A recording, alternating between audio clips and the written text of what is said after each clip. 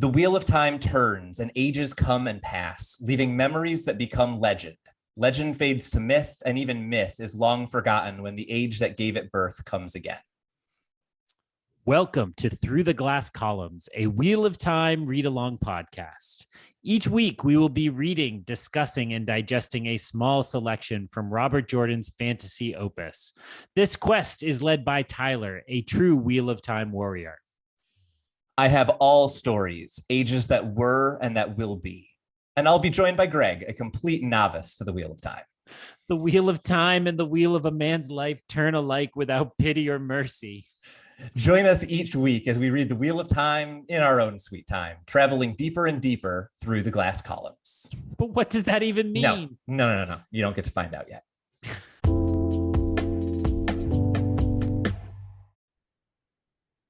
Hello, everyone, and welcome back to Through the Glass Columns, your weekly Wheel of Time read-along podcast. I am Tylor, your host who knows a lot about the Wheel of Time and is almost done with the part he doesn't love. And I am joined by Greg, who so far seems to at least not hate any of it, which is a win in my book. Greg, how are things going?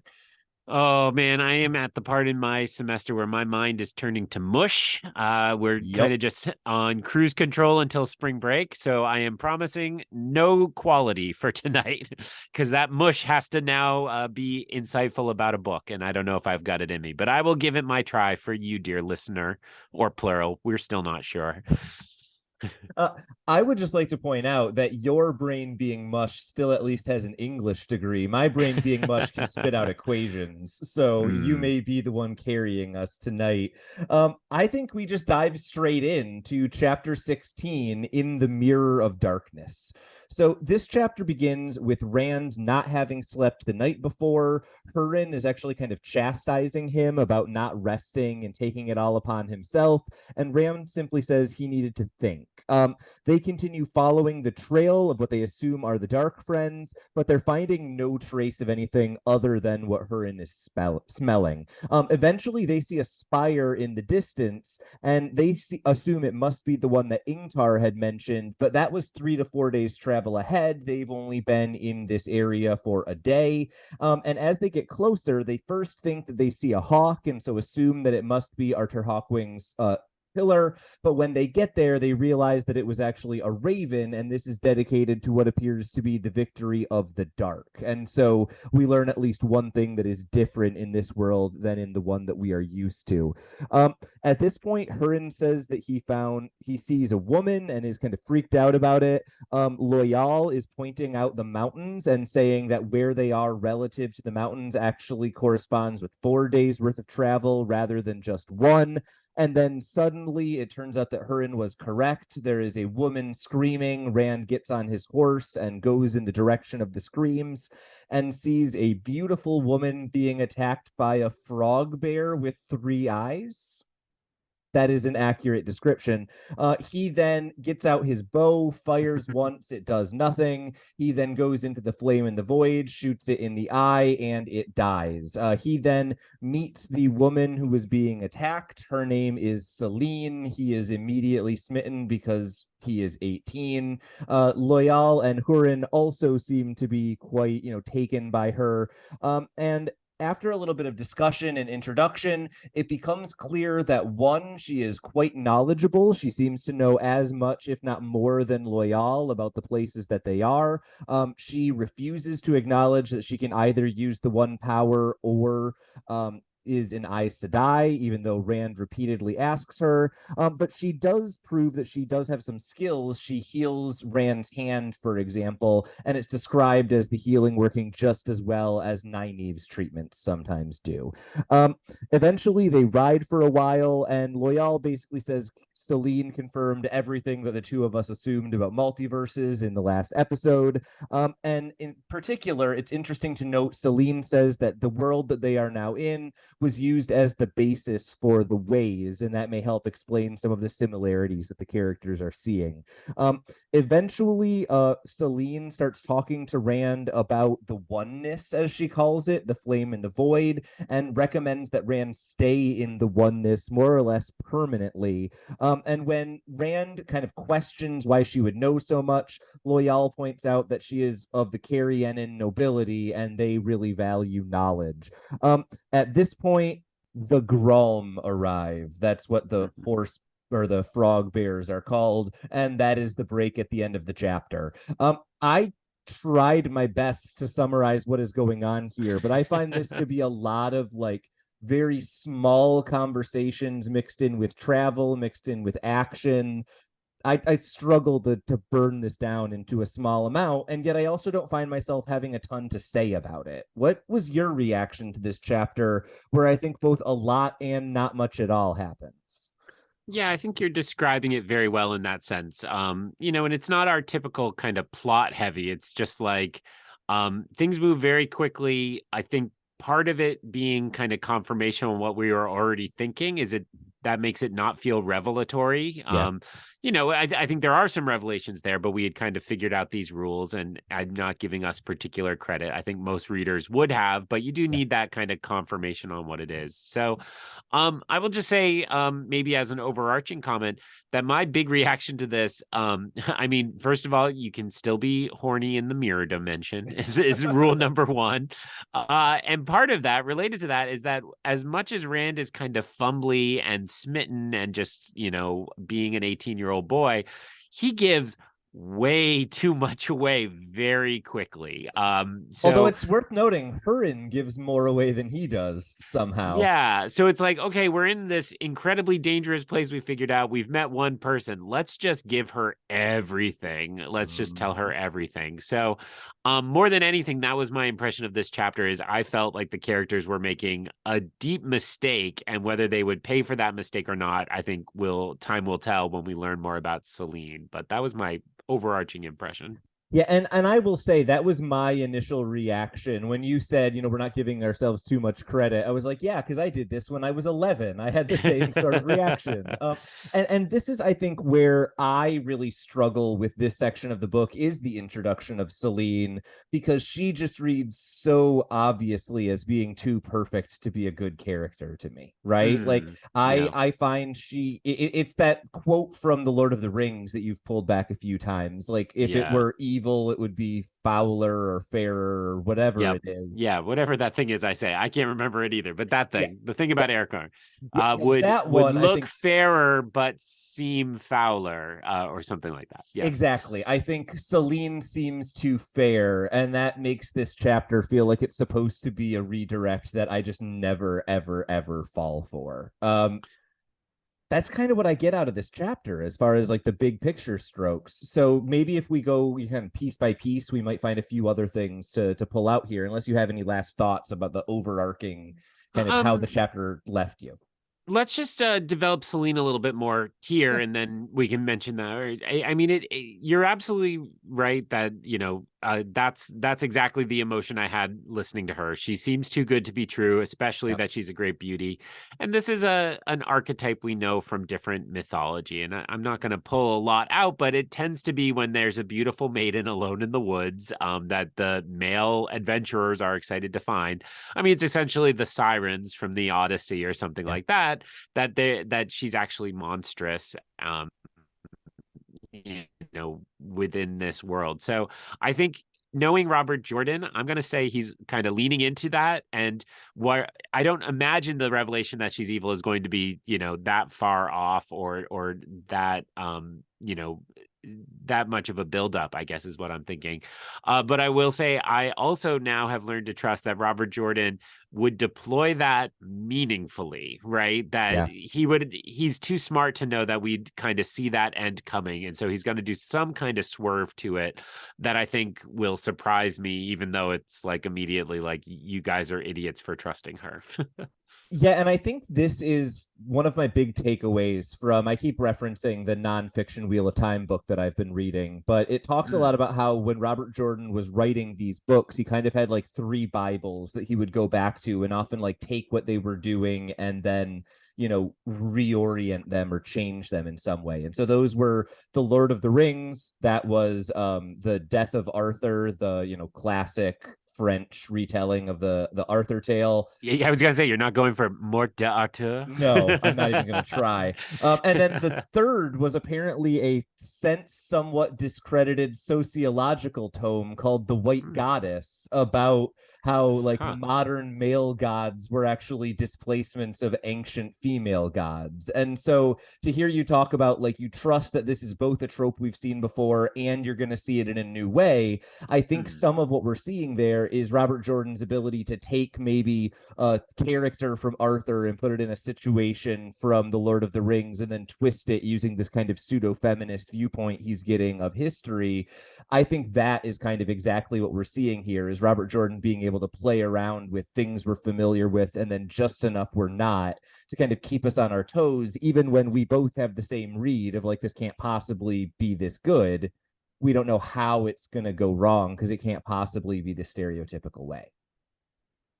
Yeah, and you know, of what you're mentioning, I mean, I don't know that sociology book, but Of I'm course, not that strong on Arthur legend. I took a couple Renaissance lit courses in grad school, and the people who are medievalists are really into medievalism, and Yeah. I totally respect it. And I respect the people who are at the Ren fairs. It's not me, and I've never found that mythology that compelling. But we have talked before about how some of this felt like Sir Gawain in the Green Knight, and so this connection works for me.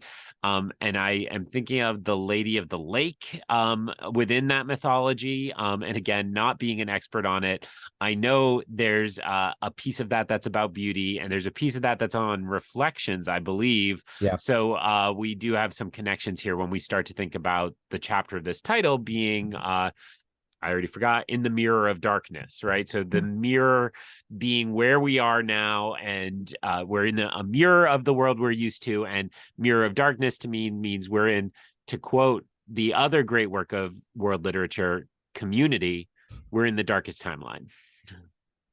Yeah, this is definitely the darkest timeline. And this is actually kind of where, as we now take the chapter chronologically, I think is a pretty good place to start, because the first half of this chapter or so is just world building, right? It's developing the mystery of how are they moving so quickly. It's looking at the pillar with the, you know, Trollocs having won the battle instead of Arthur Hawkwing. So we had talked in the last episode about how this kind of felt like it was bridging sort of like some sci-fi elements and some horror elements and a few other genres. Does this kind of feel like it's now settled into something for you, or is it still kind of a little bit of variety and you're not quite sure where we're going with this plot line? It's a good question. I think it is moving away from multiverse as multiverse stories are currently being told. Again, this is evergreen. You can listen to us whenever, but we're in this moment where literally everybody is talking about everything everywhere all at once, where DC and Marvel are both branching into multiverse storytelling. And it's become the like flavor of the moment in a way that, you know, is in some sense is just a convenient way to tell lots of stories and have them all still be connected in one of these cinematic universes. But there's clearly something to what that story is telling us in this moment, right? Why our culture is seeking out a mythology of multiverse at this moment. Is it because we are upset about some of the choices that our society has made? Does it feel like that's the only type of thing that gives us some hope that there's a better place out there? I'm not going to armchair psychologist the entire planet, but it will say all of that is context for like, it seems like that is not the type of multiverse story we're telling here. That what seems important to me about this story is that, yes, you can go to these other dimensions, these other timelines or versions. But what matters more is how they're used for the main one. And putting main one in quotes, I think whenever you're dealing with one of those stories, you assume the one you started in is the real one and that the rest are kind of pale imitations of it. And, you know, it would be a great twist that wasn't true, perhaps, or something like that. Yeah. I will say that was one of my favorite things that Marvel did in the original comics is when they kind of introduced the multiverse. We weren't in Marvel Universe 1. We were in Marvel Universe 616, right? Yeah. And so Yeah. I think that is a one way to approach it. Actually, I think in the next chapter, we see at least initial hints. Celine suggests that is not how this world works. I think she does refer to the world they came from as the true world. So there does Yeah. seem to be some like one-to-one, this is the fact kind of world. But you're right, that's a very interesting kind of difference from the way that we've seen multiverses in the present day, right? And we're also not seeing wild, outlandish anything. The Grulm is the closest to Rakakuni that we have. It's not crazy hijinks, just hijinks. Rakakuni sold at auction for $90,000 this week. I am so jealous of whoever owns Rakakuni. If I had $100,000 laying around, I would have won that auction. I'm just saying. So to get back to your genre question, if you strip all that away, this starts to feel more like just kind of straight fantasy. Yeah. The strangeness of the world feels more supernatural than horror to me. That we've got the warping of spaces and the way we interact with those spaces, but that makes it feel more dreamlike than it does, a horror understory, or the terrible basement that's a cave to hell or something like that. Right. It just feels straight fantasy to me that more this time around. Yeah, and I think this is very much a difference from the first time that I had read this book. I think the first time I was so kind of taken aback by the scene with the flies and the loop that I was willing to read anything remotely unusual as very dark and kind of take it into that horror place. This fifth time around reading it, well, like the 12th on this book, but the fifth time through the whole series, I didn't have that reaction. I'm kind of with you. This feels pretty straight horror to me, or I'm sorry, straight fantasy to me, with not really any horror mixed in much at all.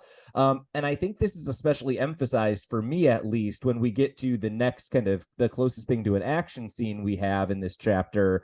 I am just in no way afraid of three-eyed bear frogs. I don't know whether that applies to you as well, but the Gralm don't work in any way horror for me. It's pure, like just a weird creature. Yeah, they sound like the ROUS from Princess Bride, or like the owl bears from D&D, which, again, we've seen the D&D trailer now a few times, and they're leaning into the owl bears as something kind of silly and fun that is, the beauty of D&D is something ridiculous that we all take very, very seriously. No. So I definitely feel like the Grom fit that pattern much more than they do a horror monster of some kind. And part of that is the adventures we've been on. I'm not so scared for Rand anymore. Rand's kind of proven himself, and I don't know that that's really all that. He hasn't matured all that much. He's just had experiences, and so he's proficient with his weapons. He's had some training. These do not feel like even a level boss. They just feel like the things you run into as you're exploring the level. Yeah, and I think that is accurate. Rand literally kills 5 of them in like 30 seconds in the next chapter. But then I think that also sets up an interesting question of who is Celine and how did she get in this situation, right? Because she seemingly seems to be both in some ways knowledgeable and or powerful enough to clearly she couldn't have gotten here by accident. And yet, as you say, she is stuck in a horrible accident waiting to happen with something that isn't even a level boss. And so I think I immediately become very skeptical of who is Celine and where is she, just because she puts herself or is found in this crazy situation that is straight out of a fantasy book, even though I realize we're reading it in a fantasy book. I also immediately went to, she is playing the damsel in distress, right? She's hiding who she really is and her powers. I mean, it would seem if she's been in this place for a long time, she's encountered many of these things, and it shouldn't be that traumatic. Yeah. But put yourself in their path, seem like you're in danger, that's only going to endear you to them and make them less suspicious of you. So yeah, I chalked all that up to I'm skeptical about Celine, Yeah. period. So I don't know whether we want to do this here or in the next chapter. I'm open to either. But at some point, I think we need to just stop finding different ways of saying Celine be suspicious and open ourselves up to some wild speculation about what we think is going on with Celine. So we get a lot of hints in this chapter. Do you have any thoughts about what the unraveling of the mystery might be, or anything that we've seen in earlier chapters you think might be related to this? Or are you just like, she's something, let's wait until we know more? Yeah, so help me fill in my notes. So I didn't hear it in your recap, but I was turning on my space heater. So apologies if I missed it. But at some point she does call Rand a name. Is it Alantin? She actually calls Loyal Elantin. Loyal. I Okay. think that might be have been referenced one time before. I believe that's Old Tongue for Ogier or something similar. Okay. But she also does she say Loyal or Rand is always so stubborn?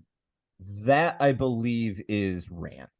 So that to me was a like, ayo, she's been here before. She's part of the pattern. She's connected to the pattern in some way. Yeah. So that then, I mean, both those things. I didn't bump on the fact it was the Old Tongue, but that could mean she's here from before and is a part of what gets us to the end game here. Yeah. Or, you know, where I always return to is the fact that this book started with a big party and they said all these people are somewhere out in the world acting as agents of the Dark One. So anytime somebody is acting sus, it's just, to me, it's like, well, another person from the party. So I don't have the individuals at the party at my fingertips enough. I imagine one could suggest like, oh, it's this one or this one or this one, because we had women who largely match this description. But my guess would be she's an agent from there, which then may also mean if she's kind of a higher ranked agent, she might be one of the people who's been through this before. Yeah, and I think that that is all kind of right on track as far as what are our suspicions, who are the suspects we're looking at. And I think you're exactly right to say we might have a list of vague descriptions from that party, but it's not like we were getting specific names. We don't have anything too much more to go on. Well, and we know that our narrator there had given a false name. So if we got a name, it wouldn't necessarily match up. Totally. In addition to the kind of clues or hints that you noticed, there were two other things that jumped out to me in kind of this section of what are all the things Celine is doing that are kind of raising the alarm bells. The first one that jumped out to me was when she helps to heal Rand's hand, and it is described as working just as well and just as fast as Nynaeve's treatments sometimes did. And we now know that many of Nynaeve's treatments worked that quickly and worked that well because she was unconsciously channeling. So I think that might be another hint potentially that, you know, she's got either channeling or some other sort of ability. The other thing that jumped out to me is just how insistent she seems to be that not only is she not Aes Sedai, but she would never associate with them. And she refers to them as being weak and passive at various times when refuting that. And so that kind of orientation towards Aes Sedai is either a front or maybe tells us something about, you know, who she is or what her relationship is with some of the powerful players we've got going on elsewhere in the book. Yeah, I think I'm still in a headspace where and this may be the influence on specifically the Star Wars High Republic on me, but this notion that there may be Force users that aren't Jedi and like that you might approach the Force in a lot of different ways. And so I'm still in that headspace. So I'm very open to like, you know, I think Hurin is an example of this. I think that's the last time I alluded to this feeling, which is like, yeah, you might have a natural talent that draws on the one power, and yet you are not from a school like the Aes Sedai. So I'm not thinking she is an Aes Sedai, but I do think she knows exactly who they are and all that, which, you know, is she from the true timeline or somewhere else? Is she our America Chavez, to jump to a different Marvel multiverse movie? Yeah. I think there are a lot of possibilities here.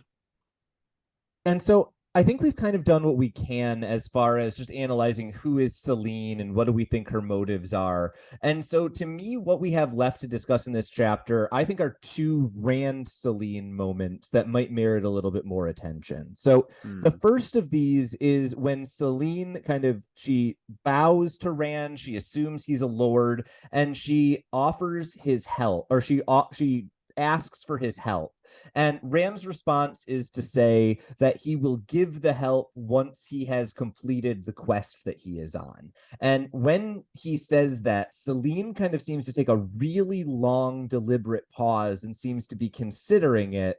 And then after what seems like a long period of time, at least in Rand's perception, she is like, okay, you're a man of honor. This seems like a good thing. And that just stood out to me as something of an odd moment. I was wondering if you keyed in on that, or if there were any other kind of Celine Rand moments in the chapter that jumped out to you as odd, or as, as we were saying before, kind of sounding alarm bells.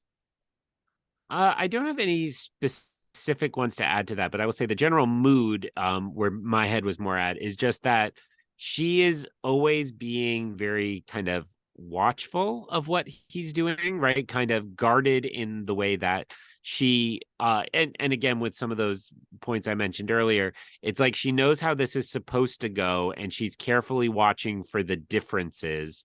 One might imagine somebody who knows the pattern very well to find the differences unsettling, right? Because when it's different, that's where there's a danger. If it's going as planned or as it has before, then that's not unsettling. So I think I always saw her being that little extra bit of standoffish for that reason, to make sure she can observe what is and isn't going exactly as it was previously. Yeah, and I think that actually leads perfectly into the last thing I wanted to talk about here, which is the very end of the chapter. I think you're right to say Celine kind of keeps a distance. She is very much not, immediately jumping into, any sort of, familiarity or friendship. But the one time that she really seems interested in what Rand is saying, not just as like an observation, but as something she wants to discuss, is when he mentions what he calls the flame and void and she calls the oneness. And when they're discussing this, she actually gives what I think is a really, odd suggestion to Rand. She suggests that he stays in what she calls the oneness all of the time. And that, if we're kind of thinking about your way of thinking, does she know more than our other characters? Is she kind of trying to direct things in some way or looking for a pattern? This maybe suggests to me something about what specifically she's looking for or what her motives might be. Did you key in on this, and what are your thoughts about this idea of kind of being in the oneness all of the time?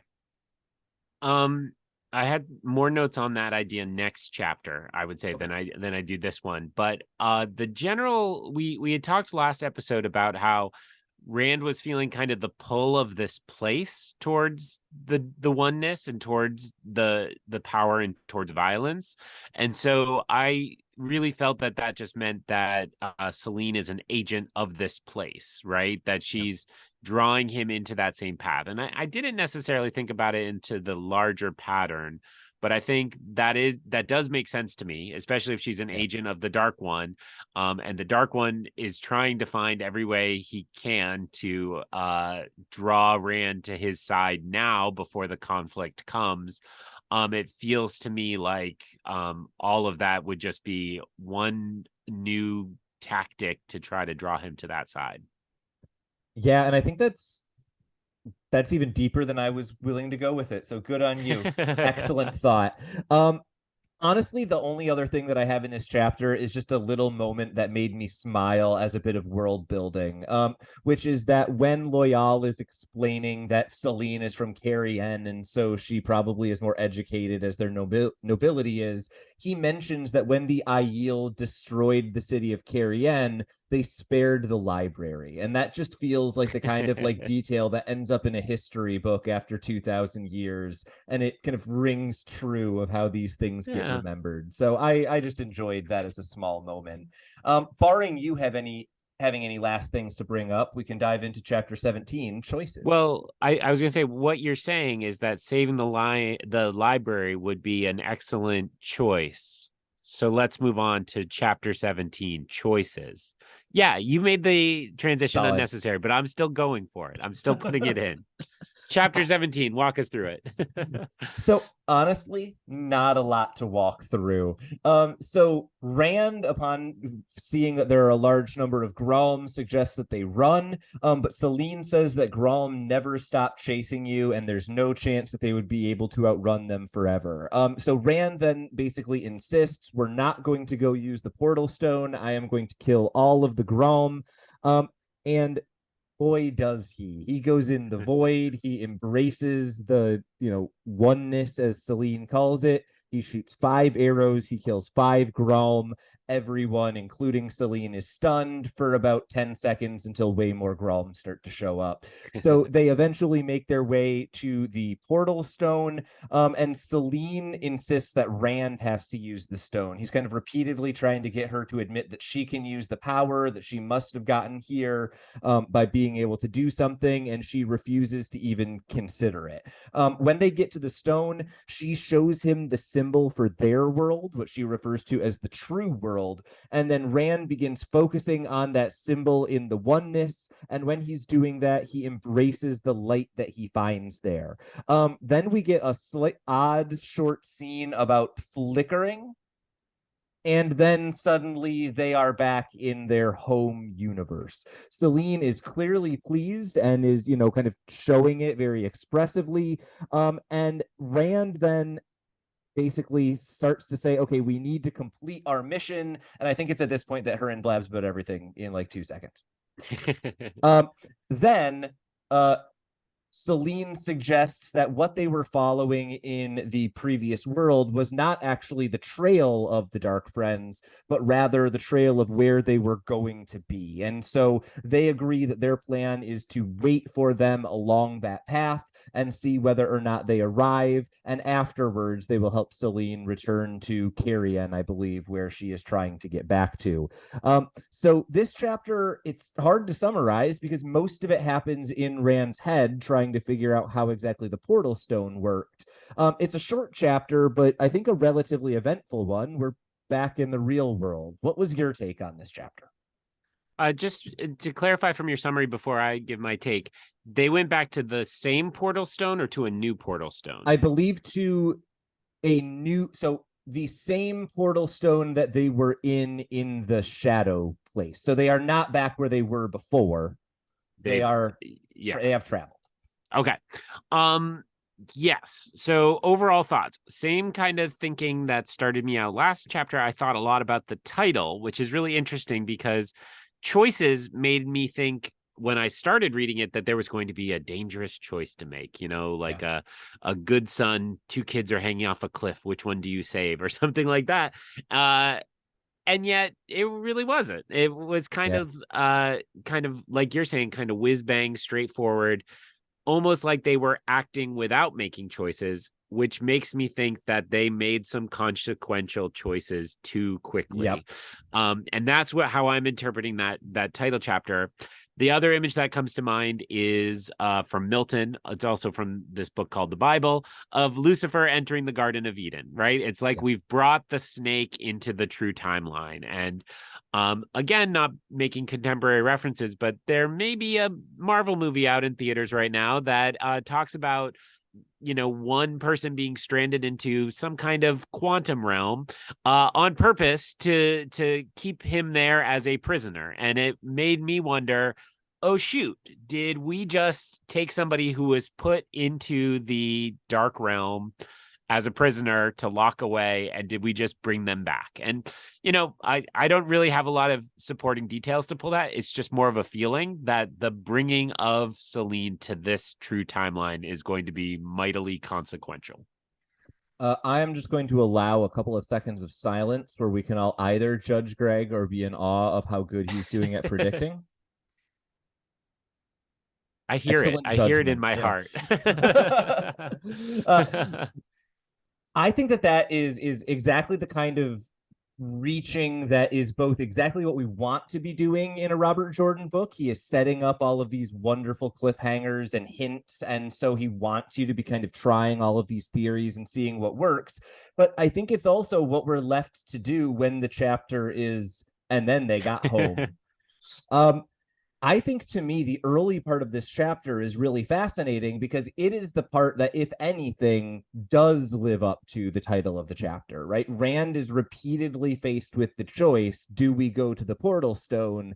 And he keeps saying no, and he ends up there anyways. And so I think this is both interesting from the perspective of seeing a character fighting against something that obviously they're being pushed towards, which is Rand's broader story. But also, boy, does Rand show off how much he is willing to not go to the portal stone by going full action hero on those Grov. Well, and that resonates with the title as well, because he is clearly making the choice, I'm not going there, and yet the world pushes him there. And this ongoing theme of the ta'veren, that they can warp the pattern, this seems like a moment where he is completely not warping it, right? Like it is warping back, it is pushing back at whatever he wants. Kind of those classic mythology and Twilight Zone tales where knowing what you don't want and fighting against it is exactly what makes you end up there. But I would say so far in this book, it hasn't felt like he's been that he's lacked agency as much as it did this time. That I'm really not going to do this. I'm going to pull on the oneness, on the void. And yet that ends up taking him exactly where he said he wasn't going to go and doing what he said he wasn't going to do. Yeah, and I think this is an interesting place to be for us as readers, because we're left wondering how much of this is ta'veren, how much of this is, like we said in the last chapter, maybe it's either Selene or someone else setting some sort of trap, as you're now suggesting. Is it potentially a larger plot to either get Selene out or get Rand interacting with portal stones or whatever it is? I think that this is what works really well in this early section of the book, is that it sets up a lot of kind of threads and hints where there are a lot of directions things can go, and you know that it's going to tie into something, but you're not sure what. This is the challenge for a repeat reader, however. I think the first time you read this book, it's wonderful. The second time you read this book, it's even better because you know where everything is leading and you can follow all the breadcrumbs. And then the third time, you know where all the breadcrumbs are. And so that's kind of where I'm at. I'm like, oh yeah, these are some really pretty breadcrumbs.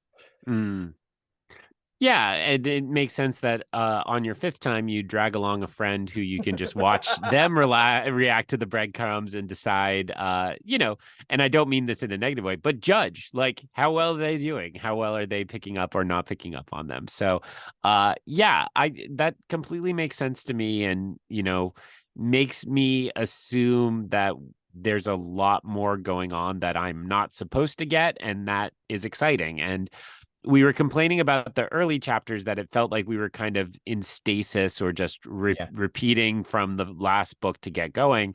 And it has now been a good track of 6 chapters or so where we're just in motion and things are pushing forward. And I think what has surprised me about that chunk of the book, and here I am not talking about this chapter again, almost talking beyond it because there's not a lot going on. But what has surprised me is that it feels the first book felt like a roller coaster, as we kept using in our metaphor.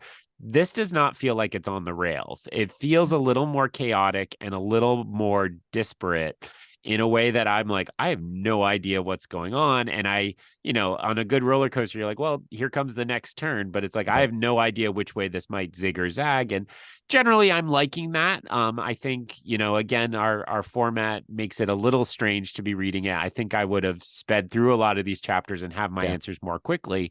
But it's still fun to take something at a nice, slow pace because it's not usually how I read. Yeah, and I think that is me as well. Part of why I am enjoying this reread is because, as you're saying, it's the 5th time. I, A, need to drag a friend along, but B, I need a different way to experience the books, and this has been really great for that. I think a couple of examples of this come for me in the description of Rand trying to figure out how to use the portal stone as kind of our next jumping off point. he has this symbol, he has the light in his head, he has the flame in the void, and it feels like one of those kind of puzzles where each of the pieces on their own doesn't work at all, but together they maybe do something. How did this scene read for you as a first time reader? I know where this is going and how what's going on in his head is going to evolve into whatever it will be. For you, it's description of weird phrases that don't have any real world analogs. How does that land for you? Yeah, it's not the most thrilling thing, if I'm being completely honest, but and maybe I have this on my mind from the recent movie Glass Onion, but it made me think of magic eye puzzles Oh yeah. and how like a magic eye puzzle, you just had to kind of sit there and kind of not look and half look, and then your eyes went that little bit crossed, and as soon as it clicked in, it was like, oh my God, how strange. A weird thing we were obsessed with for a surprisingly long time in the 90s. Yeah. But it felt like that. Like he's sitting there and he's got these three things in his mind and they're not clicking, and then his headspace gets in the right space and boom, the magic Yep. happens. Um, because it's Rand, it always seems that there's some necessity that he enters his subconscious or his unconscious mind, and Yeah. that's when he actually finds it. And going all the way back, that to me means he's tapping into an older version of himself, his old blood, his older identities, not his actual conscious self. Um, Yeah. and that obviously fits with mythology and Campbell and Yeah. all blah blah blah. Freud, all of them, all the psychoanalysts Just all the that people. yep, all the people who talk about such things. And it felt dreamlike, but Yeah. not, I don't mean that in the pejorative way, since I've talked about my dislike for dreams in this Yeah. this show.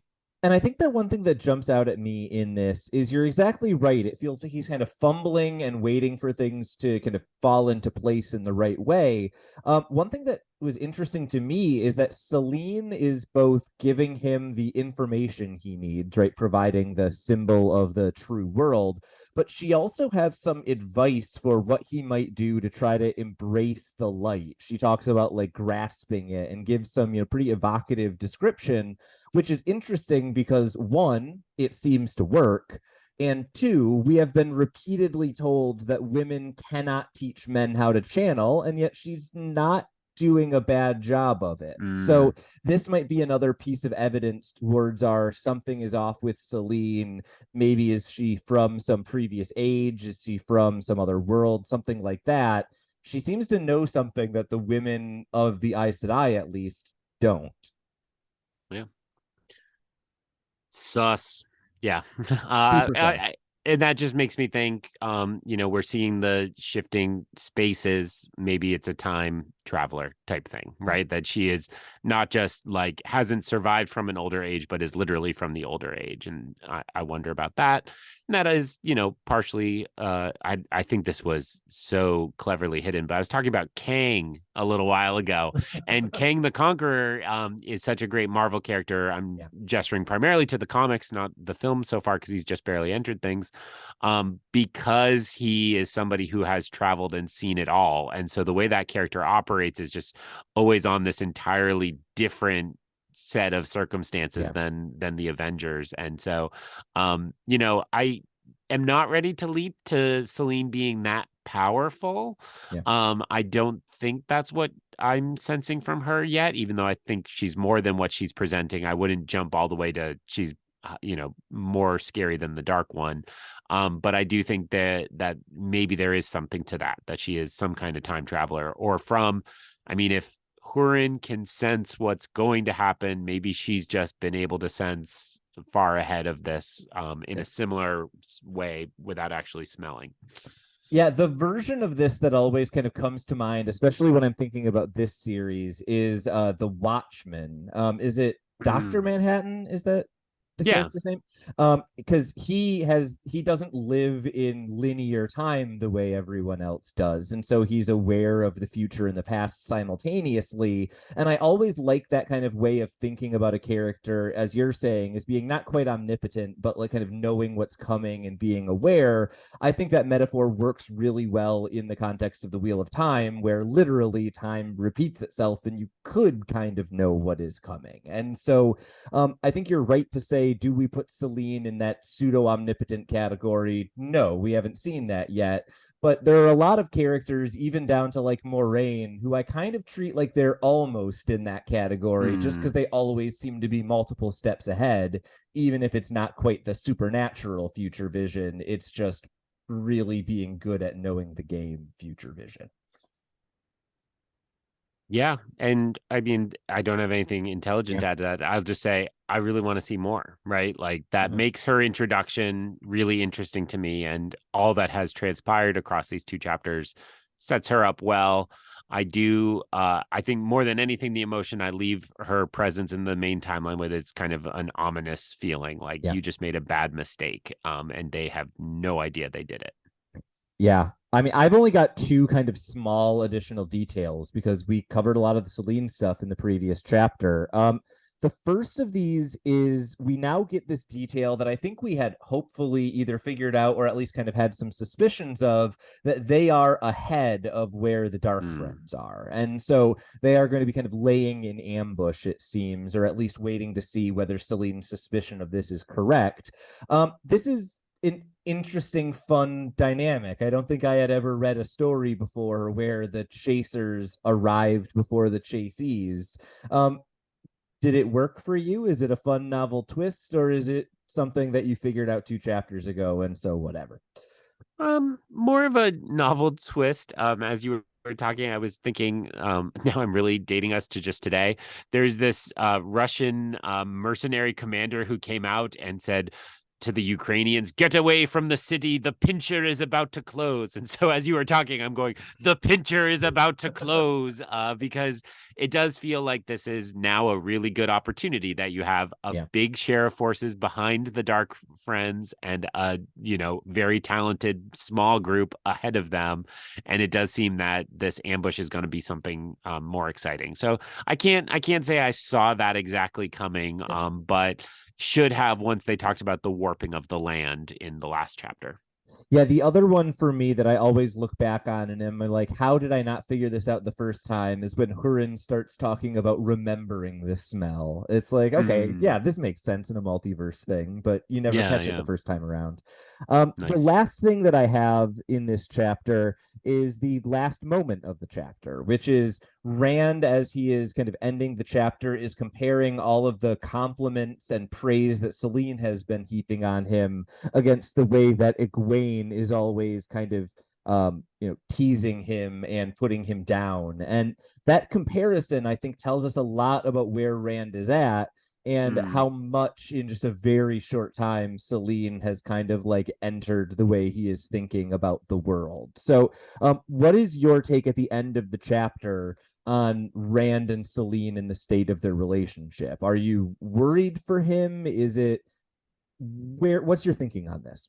Look, we just got back to sophomore year. His freshman year crush was always kind of hit or miss, and a new hottie moved to town over the summer. And she's sweet, she's nice, and so I think the real message there is if she's already at that level, he's way over his head. That he's already thinking about her in the same breath as Egwene.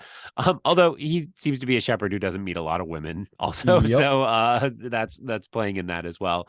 But to me, just the comparison is what matters more than how he actually kind of puts her ahead of Egwene at this particular moment. If he's thinking about them in the same thought, then he's in trouble. Yeah, and I think this is an interesting place to leave these 2 characters, especially if you, like me, always look forward to the first couple of words of the next chapter and realize that the next chapter is not a Rand chapter. So we will at least have a little bit of waiting to see how badly this goes for Rand. Do you have any last thoughts about choices before we kind of do the end material and call it a day? Like philosophically, you want me to talk about choice? No, I think our spirit before we started recording was like, oh, maybe this isn't the most exciting moment. There isn't the most to talk about.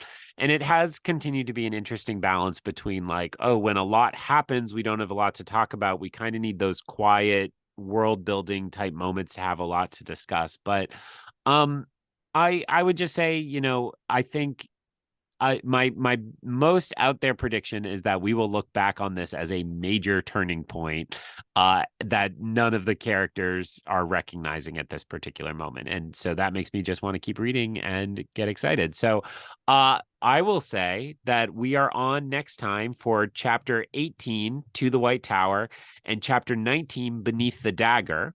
But don't tune out yet, dear listener, because Tyler wants to give you a warning about something in the next episode. Yes, we are going to be beginning the next episode with a special double-sized ill-advised discussion of visual media on a non-visual podcast, because as it turns out, both the original cover and the ebook cover are both depicting chapter 19, Beneath the Dagger, but that cover does contain a fairly significant spoiler of chapter 19, Beneath the Dagger, so don't Google until you have finished your reading. That being said, we are excited to discuss both of those images and some very large differences between them, despite the fact they depict the same image, next time through the Glass Columns. So ends another episode of Through the Glass Columns. We thank you for joining us and continuing with us on our quest to cover all of the Wheel of Time in our own sweet time. This podcast features original content developed by Tylor Orm and Greg Cass and is not in any way affiliated with, associated with, or condoned by the Robert Jordan Estate, Tor Fantasy, or Amazon. All content is intended for entertainment and educational purposes only. If you're enjoying this podcast, please seek out the books from your local bookshop or library and join us as we continue our journey.